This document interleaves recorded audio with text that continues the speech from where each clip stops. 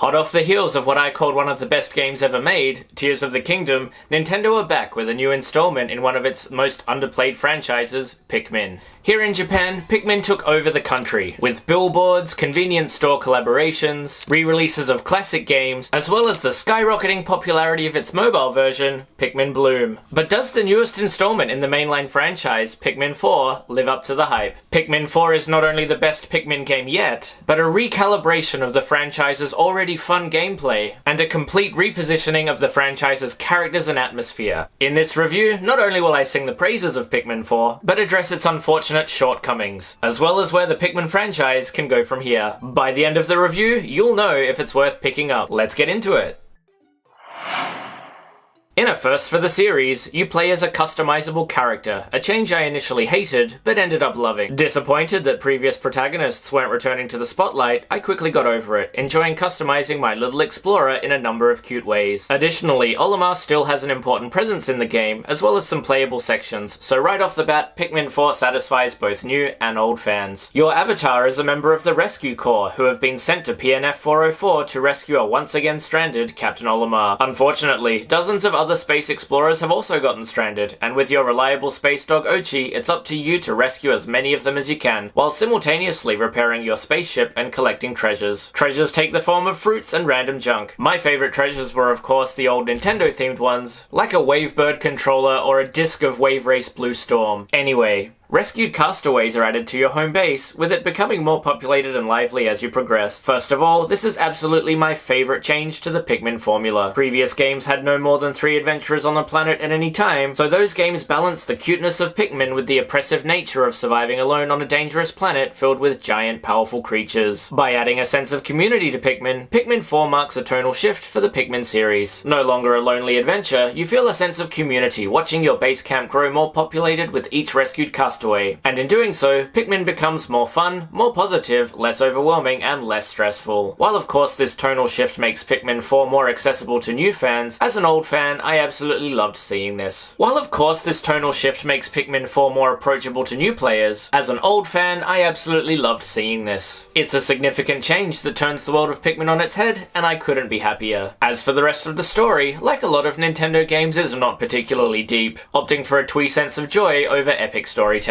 It suits the style of gameplay, which I'll get into now. Pikmin is a hard series to sell. If you tried to tell an uninitiated friend how to play it, how would you describe it? A real-time strategy where your units are cute bugs that you throw at obstacles and enemies? A survival game? A Metroidvania, as certain items and areas are walled off until you get the appropriate Pikmin or upgrade to reach them? Well, the way I describe it is time management strategy. You have a daily time limit to get as many tasks done, meaning you have to multitask to get them done. You might need to split your Pikmin to 2 different tasks, while in your mind considering how long each task will take, therefore fitting more tasks in per day and maximizing your efficiency. While this sounds stressful, it is absolutely the Pikmin series' greatest strength, and Pikmin 4 leans into it hard. New to the series are Dandori challenges, in which you have a short time limit to collect as many treasures as possible. This means you'll have to run around the map, assigning Pikmin or Orochi to tasks, repeat this several times, run back and collect your Pikmin, and do it again. The crux of the gameplay is managing your time and making this as efficient as possible. Granted, I know this won't sound fun for everyone. I'm the kind of person who will try to maximize efficiency in my day anyway. For example, I'll boil the kettle, go hang half my laundry while the kettle boils, go back and pour my tea, steep the tea while finishing the laundry, take out the tea bag, let the tea cool down while I'm washing the dishes, and then finally enjoy drinking my cup of tea. If like me you enjoy doing 3 tasks at the same time in the most efficient way possible, then Pikmin 4 is for you, especially the new Dandori challenge mode. Going a step further is Dandori Battle, in which you go head to head with an AI player or friend. This mode is absolute chaos, especially as you can sabotage your opponent's progress using items, similar to Mario Kart. Unfortunately, I've not had the chance to play it with another person, so I can't rate it as a multiplayer experience. When these are incorporated into the main story as climactic bus battles, they fare less well. They're far too easy, and bizarrely force you to play split screen in a single player game. Perhaps screen cheating is an intended mechanic of the gameplay, but it does make these battles laughably easy and not that fun. Dandori Battle is a great idea, but unfortunately weak when integrated into single player. Actual boss battles against massive creatures far much better, as they are classic Nintendo bosses, forcing you to find an enemy's weakness and take it down. Each boss is like a mini puzzle in that sense, and are just glorious. If you make a mistake, the boss will take out dozens of your Pikmin, which is actually emotionally devastating. Thankfully, there is a handy rewind feature to mitigate your devastation. And the final new feature, Night Expeditions. When first revealed in the trailer, I was incredibly excited for this, and it looked like a challenging mode that flips Pikmin on its head. It's essentially tower defense Pikmin, which is a brilliant concept. However, in execution, this concept is a letdown. You're only allowed to use the new glow Pikmin, who are essentially the most powerful of Pikmin types. As a result, there's not as much strategy involved, and most of the time you can defeat advancing creatures simply through brute force. None of these challenges were particularly challenging, and I could clear them all on the first or second attempt. And in the marketing, it seems like this was a new exploration style, exploring at night while avoiding aggressive creatures, but it's not the case. It's just a tower defense minigame, and there aren't that many of them in the full game. It is a fun mode, but unfortunately too short and too simple. While the different challenge modes are a mixed bag, they're held together by outstanding core gameplay in the exploration and dungeon crawling sections that surround them. Sending your Pikmin has never been easier or faster, as the new lock-on system makes targeting a breeze, as well as other intuitive controls that allow you to split up your different Pikmin types, as well as to take over as your canine companion. Coupled with colourful, beautiful graphics and pleasant musical arrangements, navigating PNF 404 has never felt as exciting and rewarding. You'll want to not only complete the story, but go back and get 100% of the collectibles, completing every challenge and exploring every inch of the planet's diverse biomes in the process. Relying on your Pikmin and Ochi, you'll feel yourself becoming more attached to them than you may have in previous games. To sum this up, Pikmin 4 is easily the best installment in the Pikmin franchise. It refines the gameplay of previous installments, while adding a diverse array of new modes and features. It's so much more accessible to newcomers than Pikmin's 1 and 2, and more challenging with more variety than Pikmin 3. While it's a perfect entry point for newcomers, returning Pikmin fans may feel a little disappointed by the lack of challenge in certain areas. But overall, I found it more challenging than Pikmin 3. And as a returning fan, all of the quality of life improvements and gameplay enhancement still makes it the best Pikmin game for me, despite not being as challenging as I would have liked. It still kept me for its entire 40-hour length to reach 100% completion, and kept me longing for more. As we are reaching the end of the Switch era, Pikmin 4 is a late-stage contender for one of the best games on the system, and for me, it's the second best game of this year after Tears of the Kingdom.